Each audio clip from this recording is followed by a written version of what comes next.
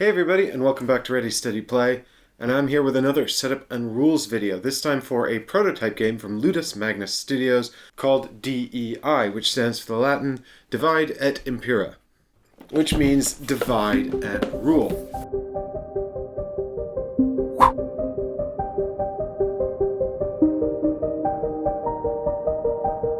D.E.I is a competitive game for 2 to 4 players, at least in the prototype box it is 2 to 4 players.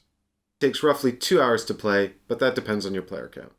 The game is designed by Tommaso Battista. In D.E.I, you take on the role of a tribe of scavengers trying to eke out a living in a post-apocalyptic world. In this scenario, the world is covered with snow. There is, of course, an oppressive upper class called the purebreds who are surviving on the efforts of you and your scavengers trying to eke out a living. You will control one of these tribes, and your mission is to scour the frosty remnants of London in the UK. You'll be looking for scraps of ancient technology and energy cells which you can trade to the purebreds for supplies like food and medicine. The way this manifests in the game is that you'll be playing a territory control element as you wander around the territories on the board, capturing these precious elements. At the end of the game, you can trade all of the energy cells and technology you have left in for the supplies, which are essentially victory points. Whoever has the most victory points is, of course, the winner. The game has a rather unique 2-tier board with 2 levels of territory control on it. The purebreds have also supplied advanced technological drones, which will help you out during the mission, but it is relatively easy for you to hack into the drones of the other gangs and take control of them, and then use them for your own nefarious purposes. So, as usual, what I will do is I will go through the components here in the box, and I'll give a brief explanation of what function they perform in the game. Then we'll cover the setup, and finally the rules, where we'll go through all the rules of the game, including the final scoring. And if there's anything in particular you want to see, for example, if you're not interested in the component breakdown, then all of the sections are, of course, below in the video description. So, without further ado, let's head into post-apocalyptic London.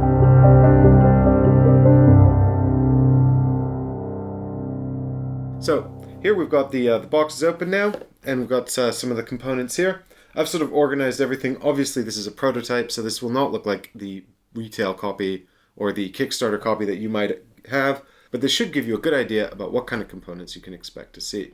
So we've got 16 of these map tiles in the box, and these map tiles are going to be put together to form the board. Now, there are recommended layouts for each player count, but you can also randomize it or create your own layouts as you want once you become more familiar with the game.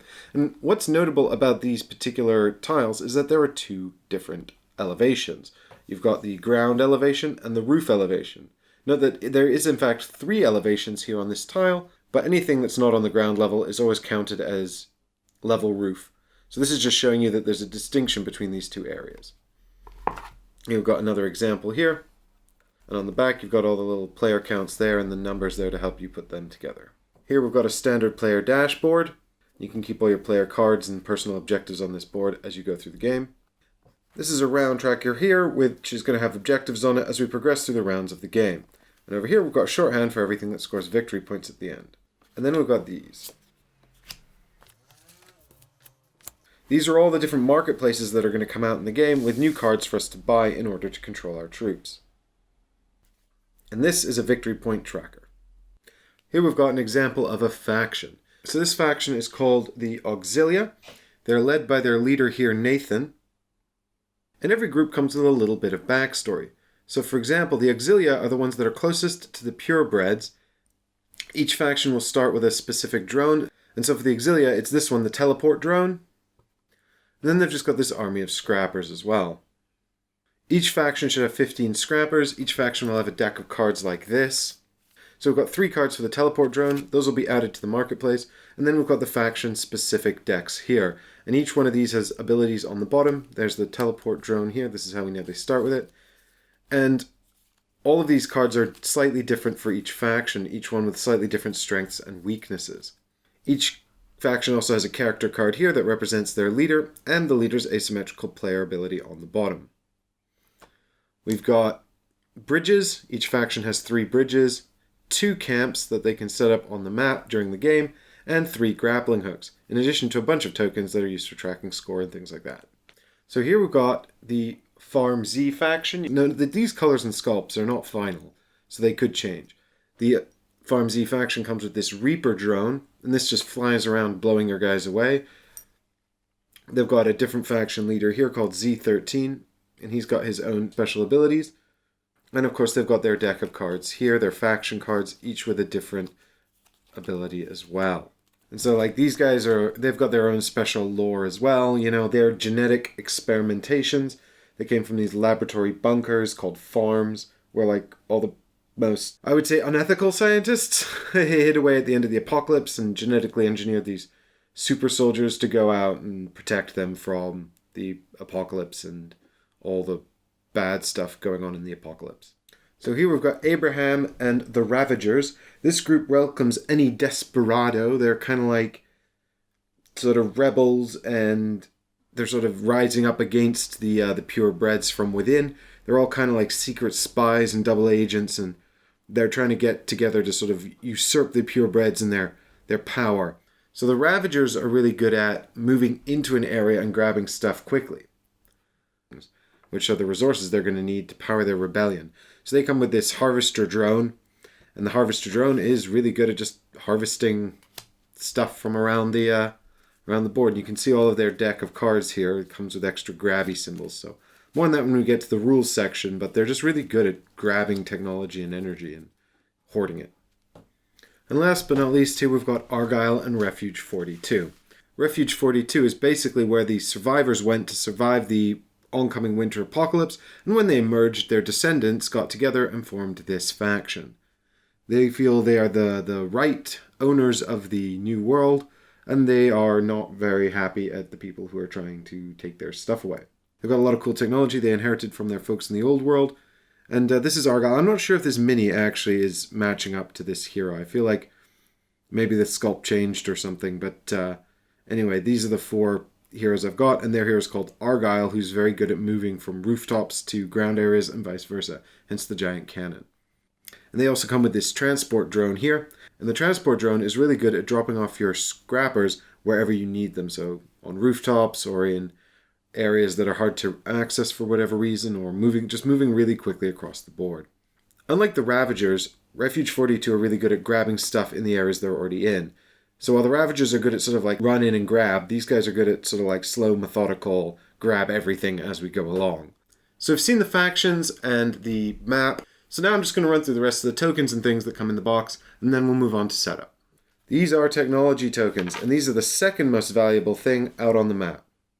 These are energy cells, and these are the most important valuable thing out on the map. Each energy cell is basically valuable to 2 technologies. These are settlements that you're going to find on the map, and you're going to try and take control of them. You can see here on this art, a little crashed transport drone. So we'll put all these out on the map, and we'll be competing for control of those. We've got 2 generic bridges. These will be put out during setup, and they're bridges that anyone can use. We've got some drone tokens for randomizing the deployment of the drones. So a little ring for tracking the rounds. Here we've got a whole deck of randomized objectives, and we're going to randomly put out 4 to 8 of these during setup for the game. Here we've got a whole heaping marketplace of cards here. These are all new action cards that we can purchase throughout the game to help improve our hand of actions. These little cubes just track who controls the settlements.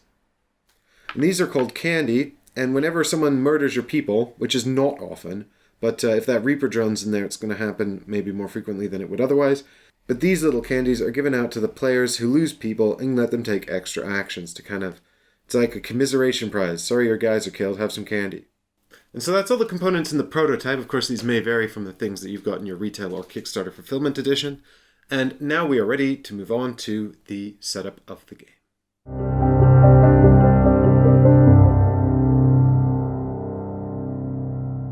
And so now you're ready to set up the game. The very first thing we're going to do is pick who's going to be the first player. And that's because we're going to pick our factions first. We need to do this to decide which drones we're going to deploy on the board.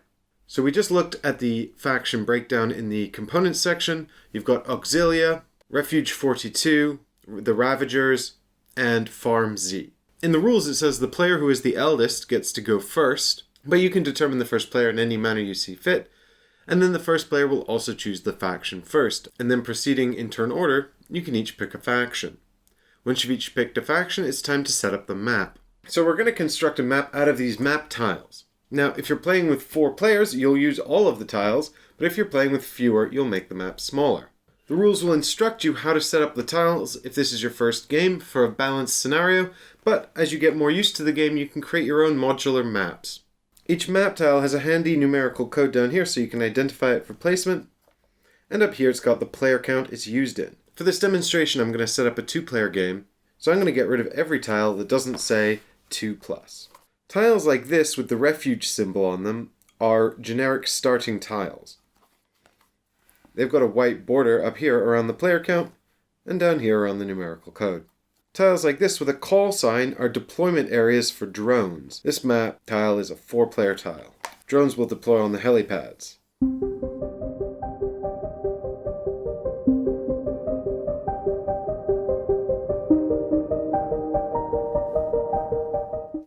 And so now here we've got an example of the assembled 2-player map. And we'll talk more about the map anatomy during the gameplay section of the video, but I will just point out a few things important to this setup section. Take note of the generic refuge camp here. In a 2-player game there's just 1, but in a game with 3 or 4 players there will be more. Take note of these lettered outpost deployment positions. Take note of these resource symbols, the triangles and the circles. Also take note of these universal bridge markers. So the first thing we can do is put out a universal bridge on the universal bridge markers. And now we'll randomize the deployment of the drones.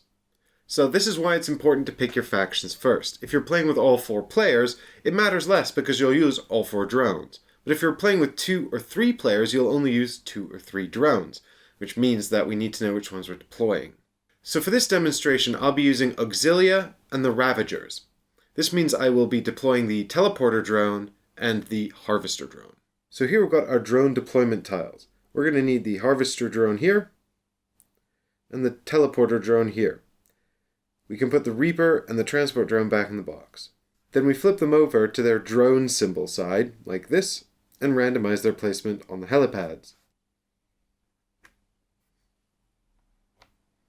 And then we just flip them over to see which ones we've put. So the harvester is going to start in the top right, and the teleporter in the bottom left.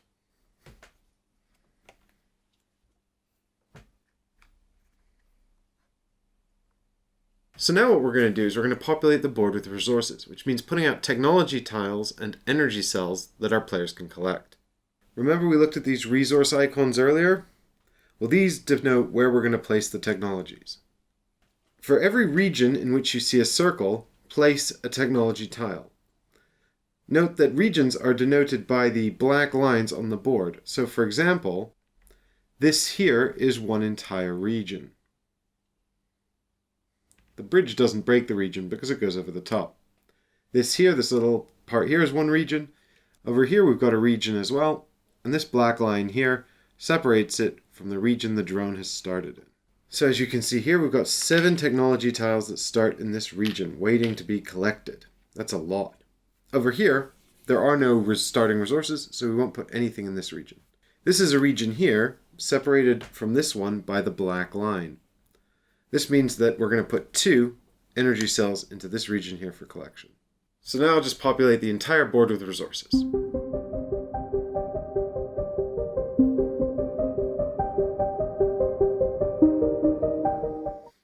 And so now you can see we've got a happy board full of happy resource tiles waiting for our scrappers to come and plunder it.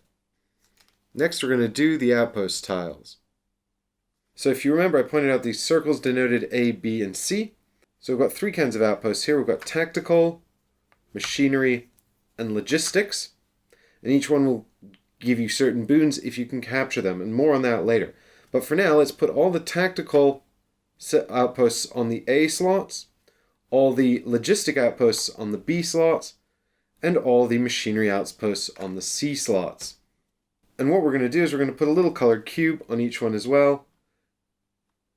And you'll discover what these are for later when we talk about capturing outposts.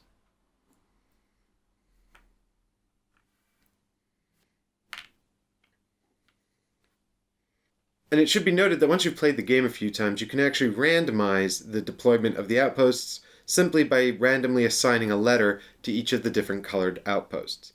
But then when you put out the outpost tiles, make sure that each color is on the appropriate letter. So if you assign C to the red tiles instead of A, make sure all the red tiles go on C.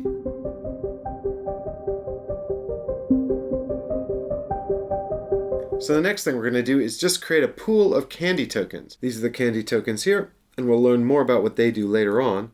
But for now, we're just going to put them face down on the table in a random pool so that everyone can reach them. So now what we're going to do is we're going to set up the market boards. Over the course of the game, players will play cards from their hand to take actions, and the markets allow you to buy new cards with better actions on them. There are 4 market boards in the game. You've got the black market board, which is a generic board. And then you've got the 3 outpost boards, and you'll see here the different outpost colors along the side. And the art matches these outpost tiles here. And we'll look at this in more detail when we look at purchasing cards in the gameplay section. So you want to lay out these boards so that they're in easy reach of all of the players in the game. And then we've got 4 decks of market cards. You've got 1 black market deck with the white banner, and 1 deck for each of the outpost markets with the appropriate colored banners at the top. So what we're going to do now is add some generic drone cards that come from our player factions. So we've got the Harvester drone from the Ravagers, and the Teleportation drone from the Auxilia faction. So we're going to go here to the Auxilia player cards. There's their deck. We'll put that away. They'll need that later. But we'll take the 3 generic drone cards here. We'll just put them face down for now. And then we'll go to the Ravagers factions cards. We'll take out the 3 cards for the Harvester bot there. Then we'll add them to the cards for the Teleportation drone. We'll just give these a shuffle. And then what we're going to do is we're going to add them randomly to each of the Outpost decks, but not the Black Market deck. And we'll split them up evenly between these decks. If we were playing with 4 players, we would of course have 12 cards for all 4 drones. Now that we've done that, we're going to shuffle each of these cards and deal them out to the marketplace boards. So of course we can start with the Black Market deck here, but that doesn't have any drones in it, so you just need to make sure you give it a shuffle anyway, and then deal out the cards. Once the deck is shuffled, it is placed here, and then we're going to populate the marketplace spaces on the board like this. And we'll do the same with each different market.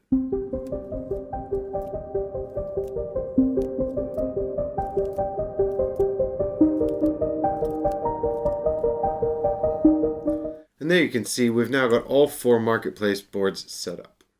So the next thing we're going to do is set up the missions board. And this has got the Endgame Scoring on it, and it also serves as a round tracker. It's also got some special missions on it, which we'll need to pay close attention to in the gameplay section if we're going to win. So here we've got the mission card deck, and each of these is a different mission with different objectives on, and we're going to put out 8 of these. Note that with one of the optional rules available in the game, if you want to increase player interaction, only deploy half of these cards. The rest can go back in the box, we won't need them this game. We're also going to take this round marker and put it on round 1. Here we've got the VP tracker, and we're just going to put that up here. Now that all that's done, each player is going to take a player board, like this one, and they're going to set up their stuff. Each player will need their faction-specific components. This includes 15 scrappers, 1 hero.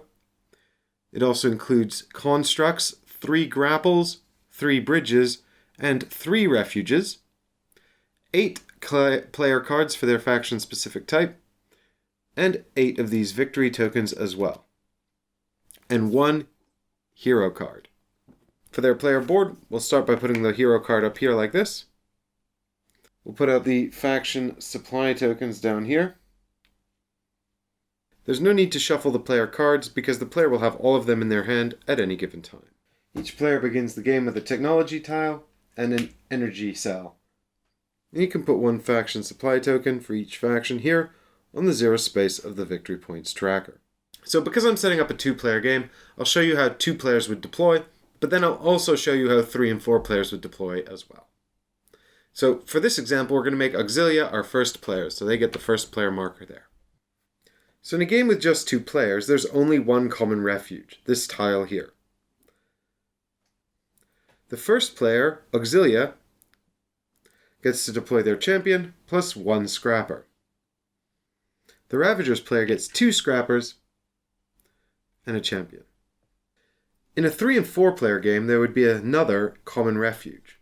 I'll put it here for now.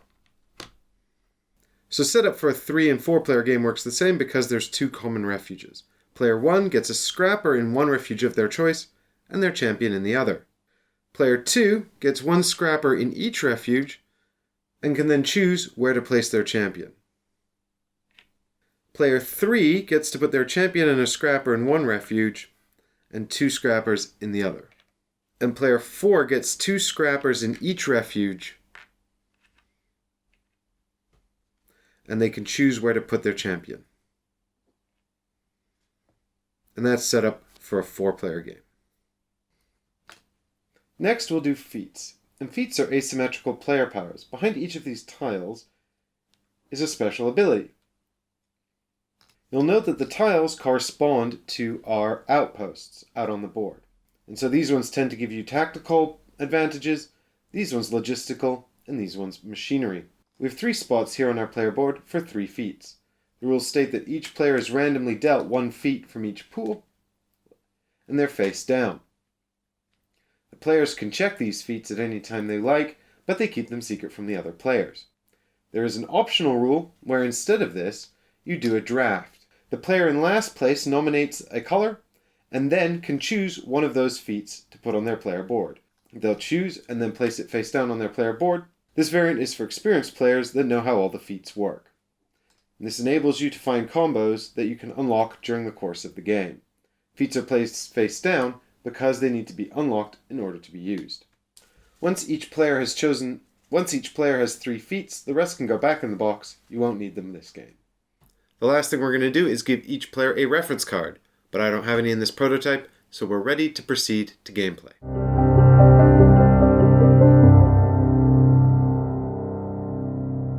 So we're all set up. We're ready to play Divide et Impera, or Divide and Rule.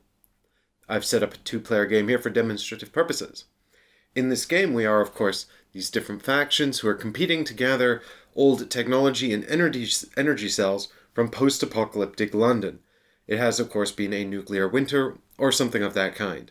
We're collecting the supplies to trade into the purebreds, the caste that rules over this world, in exchange for vital supplies like food and medicine.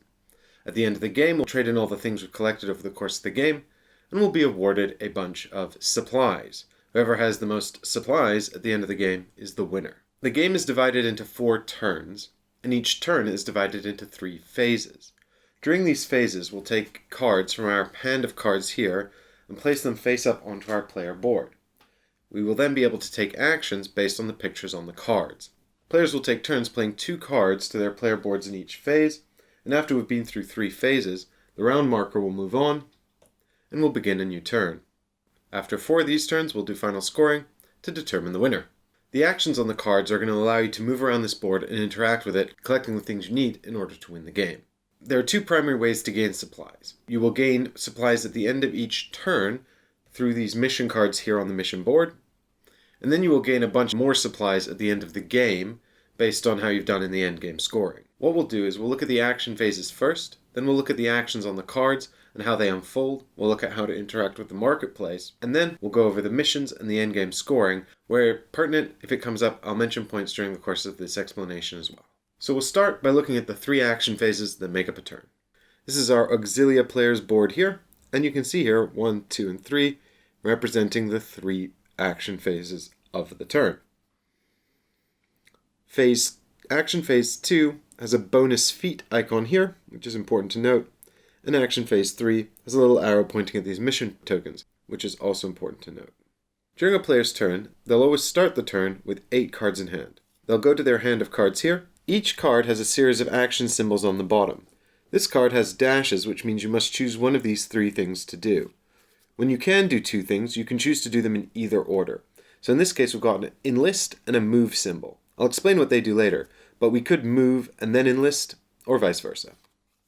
When you've decided what card you want to play, you simply take it and put it face up on your player board like this. Then you carry out the actions on the card, and then you get to pick one more. Maybe this one. You play that card on top, and again you carry out the actions on the card in any order, and play passes to the next player in turn order. When everyone's gone, we'll come back to the first player who begins action phase 2. Action phase 2 is exactly the same as the first action phase, playing out 2 cards and carrying out the actions on the cards, except afterwards you get to do this bonus feat action here. Now I'll explain what this does later because it relates to Outposts. So check the Outposts section for more details on this bonus feat action here. And then finally, we get one more go, but we've only got 4 cards to choose from now because we've already played 4 out. Perhaps our Auxilia player decides they want to buy a card from the marketplace. If you want to buy a card from the marketplace, you have to give up one of your actions this round, and you choose a card from your hand to play face down onto your player board. If you play the first card face down, you may then immediately go and buy a card from the marketplace. That card will be added immediately to your hand, and so you could then play it directly as your second card this round. If you play a card face up first, and then play a card face down in order to purchase a market card, it goes to your hand, but you can't play it till next turn because you've got no more action spots available. I'll explain how to buy cards from the market a bit later on, but first let's talk about the mission tokens here that come out at the end of the third action phase. Here you see we've got the round tracker for the game, and these 8 mission cards we put out during setup. Each of these mission cards will award you points for different things during the course of the game. At the end of the third action phase, players will take one of the mission tokens from their player board and assign it to a column here on this board. Either here, here, here, or here. When you assign it to a column, you'll score points for one card in that column, and you'll score points for the white square on the card. So you want to choose the square that has the most points for you. So you always want to be looking and thinking about what you could score. As the turn tracker moves on over the course of the game, these columns will become worth less points. If you ever assign your mission token to a column behind the round tracker, instead of getting the top square, you get the bottom blue square, which is always worth fewer points. By the end of the game, you will have to have one mission token in each column. You cannot select a single column more than once. So you must choose whether or not you want to score a column far ahead in the future because it's worth more points to you now, and run the risk of scoring an earlier column for less points later. The columns have all kinds of different points values on them, and I won't explain them all now, but I'll give you some examples. This one here will score you 2 points for every energy cell you have, or 3 points for every 2 if you score it late. This one here will score you 2 points for every green outpost you control, or 1 point for every green outpost you control if you score it late. Note that because this one's in the 4th column, it can never be scored late. Points awarded for columns are added to your victory point tracker immediately. There's a variant where there is an extra planning phase in between each action phase. During the planning phase, all players must play their 2 cards face down, and then when their action phase comes up, they can choose to flip them face up. So it's sort of like a pre-planning programming element that it adds to the game. After each player has finished their 3rd action phase and played a supply faction token to the mission board and scored a card, then it's time for the cleanup phase. The first thing that happens in the cleanup phase is any face-down cards on your player board move here to the recycling bin. You can't do anything with these cards again during the course of the game, however they do come back into your hand for final scoring. This is important because any cards that aren't your starting cards are worth points at the end, so if you discard any of those during the game, you will get those points. Once you've ditched your face-down cards, you then return all of the face-up cards to your hand. The first player token is moved around in clockwise order, and the round marker is moved on to round 2. In a 3-player game, at the end of the 3rd turn, the first player marker goes to the player with the fewest points on the supply point tracker, or victory point tracker. And then you're ready to begin a new turn of the game. Unless that was the end of turn 4, in which case you do final scoring. But now that we understand how the rounds work and how the cards are played, let's have a look at the basic actions on the card so we can understand what's going on this board. We looked at the anatomy of the board briefly during the setup of the game, but let's just recap. The board is divided into regions, and the regions have 2 types. The elevated roof regions and the ground regions. Regions are then delineated by black faded areas that show where the regions begin and end. For example, here you can see we've got one giant ground region, and here we've actually got 3 elevated roof regions. These black lines here indicating the borders. There are 4 basic actions in the game. Move, which looks like boots. Enlist, which has a scavenger's mask. Collect, which has a claw on it. And construct, which has a symbol of the construction that you're making. Let's start with the move action and the important concept of majority. A single boot is 1 move action, so this card gives you 2. A move action allows you to move a number of troops from one region to an adjacent region. Regions are adjacent if they are connected over a black border, but ground regions are not adjacent to elevated regions, unless they're connected by a lift, which looks like this. Here, for example, you can see this ground region here is connected to this elevated region via this lift, which points at both. These 2 elevated regions here and here are connected by this bridge. Note that the bridge does not break the ground region, so this is still one complete ground region here. When you do a move action, you can select any number of your troops from a single region and move them all into an adjacent region. So we could take all 3 Ravagers from here and move them into this region here. We don't have to take them all, we can move any number that we want. If we have 2 boots, then we can move 1 person twice, or we could move 2 people into 2 different regions because we have 2 movement. We can of course move all 3 of them as well, because when we select to move from one region into another, we can bring any number of guys that we want, with one problem, the problem of majority. In this example here, the Ravagers have moved out to this region, and the Auxilia have moved into this region.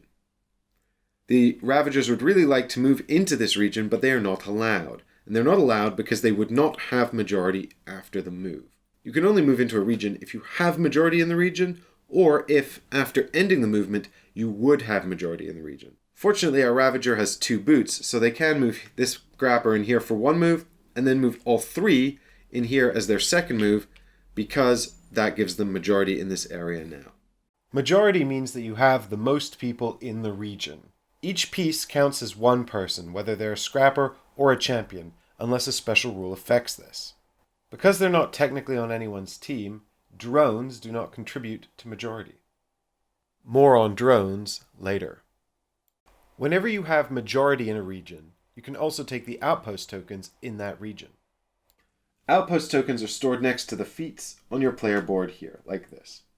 If something happens and you lose majority in that region, then you have to return the outpost tokens. If someone else gains majority in that region, then they get to take the outpost tokens, either from the board or from your board. Basic action number 2 is called Collect. The Collect basic action allows you to take resources from an area and put them on your player board. You must have majority in order to do so, so our Ravager here cannot pick up these technology tiles. There is a move on this card, and the player can do them in any order, so they could move these 2 in here and pick up 1 good. Each Collect action allows you to take 1 good from one region where you have majority. The number of scrappers you have doesn't matter, except for establishing majority in order to pick up. You'll notice that the energy cells are exclusively on the rooftop regions, making them harder to access, but they're a lot more valuable.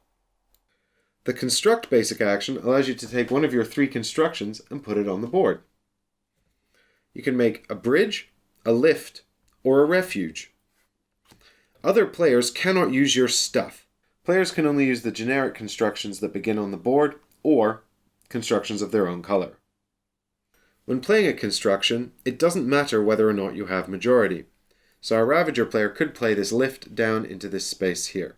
It also doesn't matter whether or not there is already a construction in the area. You can always put down another construction. If you run out of constructions and you want to place more, then you can always do a construction action to pick one back up and add it back to your player pool. Bridges must connect 2 roofs in the same district. A district is a map tile. What this means is that we can connect this bridge here. We can even go here because this is one area here. So what this means, for example, is we couldn't connect these 2 areas like this, because this roof and this roof are on different districts. However, we could go from here to here because part of this region here is on this district. Of course, you still need a scrapper or champion in an area to place the construct. The Enlist action allows you to put out more scrappers. This card allows us to take the Enlist action twice, hence the 2 masks, so we can place 2 scrappers. We can always put the scrappers in any common refuge, no matter how many troops are already in that region. However, if we want to deploy scrappers at our personal refuges, then we must have majority in the area in order to do so. In this case, because we're outnumbered 2 to 1, we can't actually use our refuge. It doesn't matter that the end result of the Enlist would give us majority. If we did have majority at our refuge, then we can divide up the 2 Enlist actions any way we see fit. So we can put 1 scrapper here and 1 at the common refuge. If you ever run out of scrappers, you can't enlist scrappers anymore. So now that we've covered the basic actions, let's talk about some advanced concepts. The first thing I want to do is go back to the feats and also the controlling of the outposts. Outposts that you control are worth points at the end of the game, so capturing those little colored cubes and putting them on your player board is really valuable. For every cube you have on your board at the end of the game, you gain 1 supply point, which is a lot. Furthermore, you can see here on the back of each of these feat tiles we have 2 raised fists. These raised fists indicate outposts. At the end of the second action phase, if you control 2 or more outposts of a single color, you can flip that feat tile face up and gain its unique bonus. If you're lucky enough to control 2 complete sets at the end of a single action phase 2, you can flip over both tiles. You could potentially get all 3 in a single action phase. If you lose the outposts because someone takes control away from you, you do not lose the feats. They will remain face up for the rest of the game. At the end of the game, the number of face-up feats are worth points. If you get all 3, then you get 6 supply points. Just remember that you only flip them face up at the end of action phase 2. So you have 4 opportunities to do this over the course of the game, and you need to make sure that you control the right number of outposts after your second action phase. So now let's talk about purchasing market cards. There are 4 markets available in the game. You've got the red outpost market, the green outpost market, the blue outpost market, and the black market. It is always possible to buy cards from the black market provided you can afford the cost. The cost is listed here in the top left corner of the card. In the top right corner, we've got a supply points that it's worth at the end of the game, and at the bottom here we've got the actions that it does. These supply points are only calculated at the end of the game, but they're always counted even if you recycle this card, which means putting it face down during the course of the game. You can see that the black market also has a couple of additional costs. This cost here makes cards more expensive, and this one makes them cheaper. In order to purchase this card, you would have to pay 1 technology and 1 energy cell, returning them from your player board to the common supply. In this case, we'd have to pay an extra technology token in order to buy this card. To buy this card, we have to pay 1 energy cell, but after we pay the cost, we get 1 technology token back.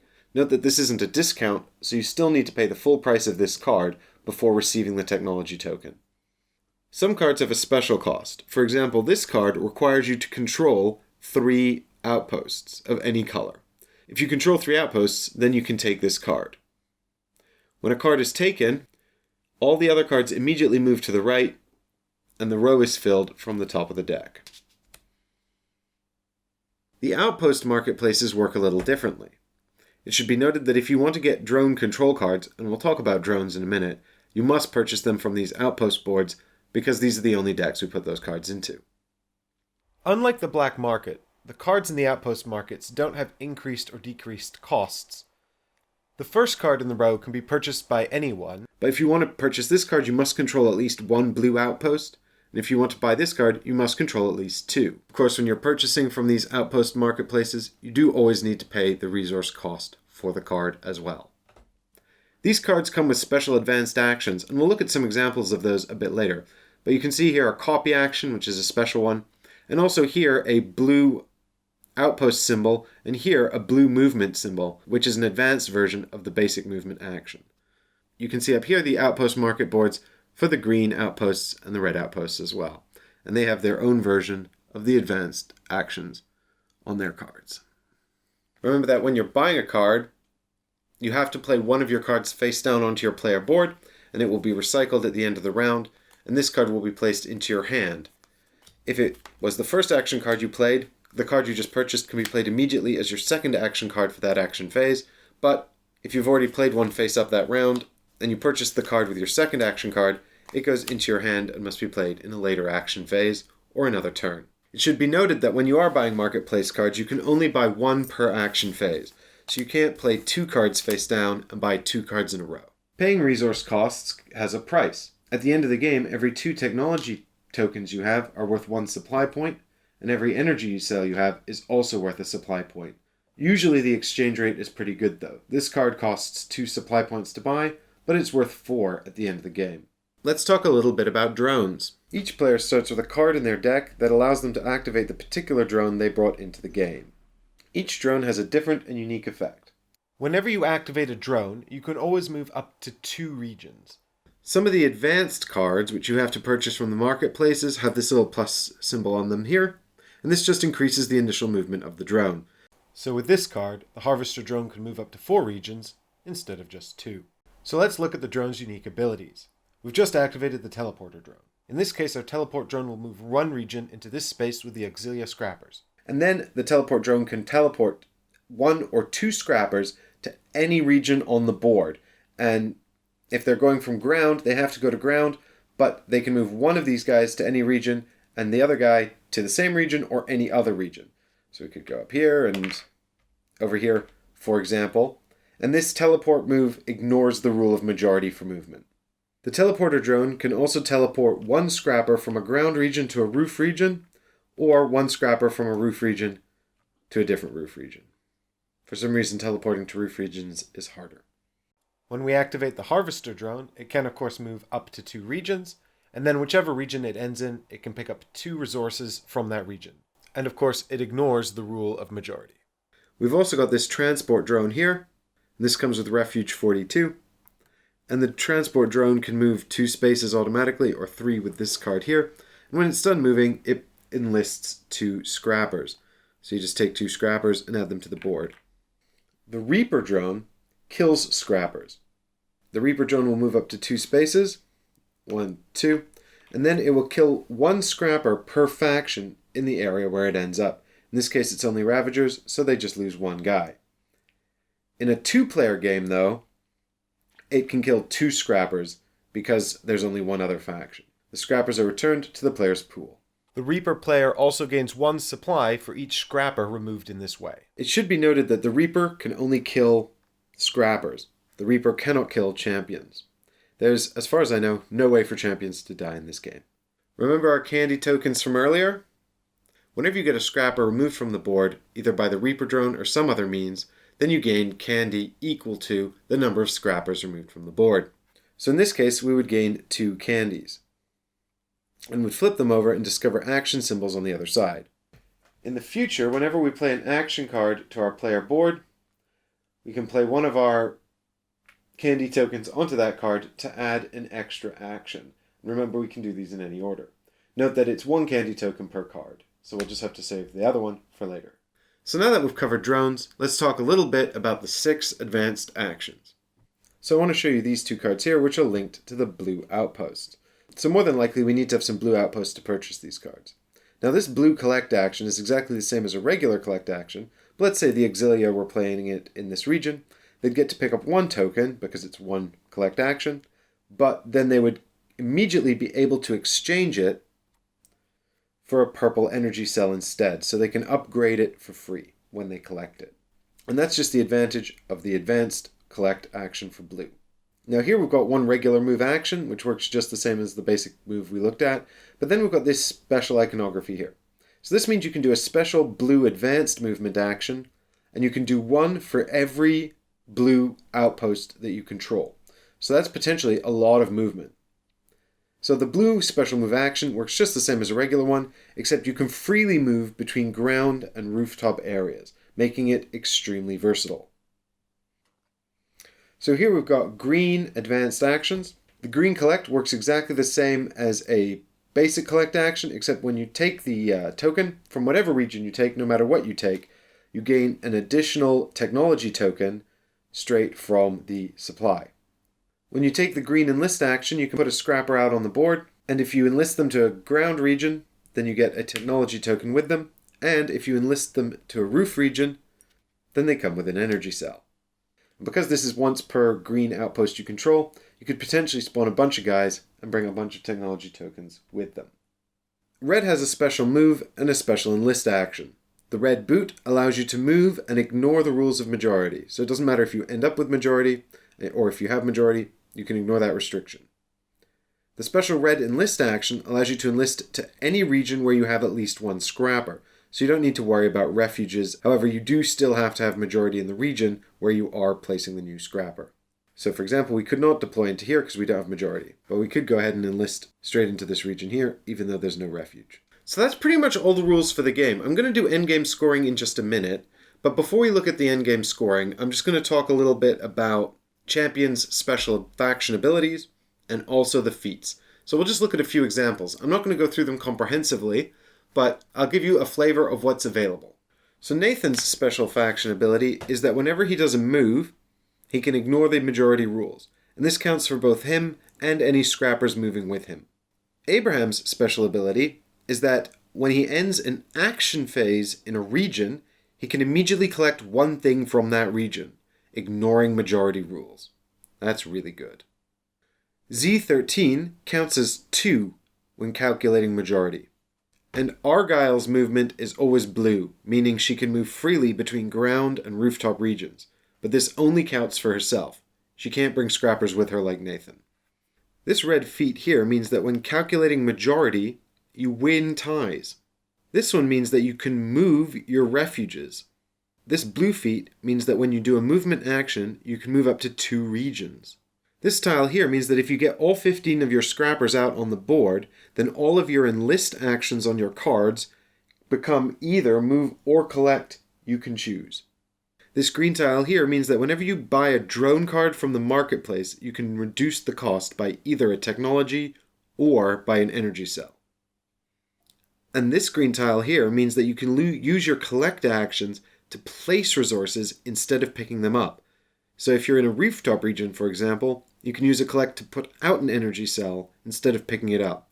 There are 6 feats of each color in the game, so you can go for some asymmetrical combinations if you're playing with the drafting variant. So the final thing to look at is the endgame scoring. We've already covered the missions and how the missions work. I did indicate that there was a variant where you play with only half the missions, thus increasing competition on the board.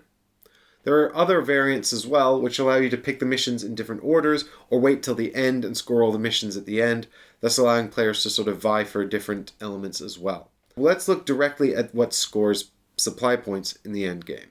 So here you can see an indicator that says for every outpost cube on your board, you're going to get 1 supply point. Here you can see you're going to get 1, 3, or 6 supply points depending on how many of your feats you've unlocked. 1 supply point for every 2 technology resources you've gathered, 1 for every single energy cell you've gathered, plus X for the number of marketplace cards you've gathered. What that refers to is, of course, the value in the top right here. So you're going to add up all those values of all the cards you've purchased, even the ones that you've removed from your deck after purchasing them. You'll total that value and add it. This is added to your progress on the victory point tracker from your missions, and then the total is your final score. So the player with the most supply points is the winner. So now you know everything you need to know to play D.E.I. But if you want to see the game in action, I'll be back tomorrow with my friends Michael and Ollie as we play through post-apocalyptic London, which makes sense because we are now in London in winter and it's very cold. So we'll be feeling the theme. I hope you'll come back and join me for that. And in the meantime, happy gaming. Bye everyone!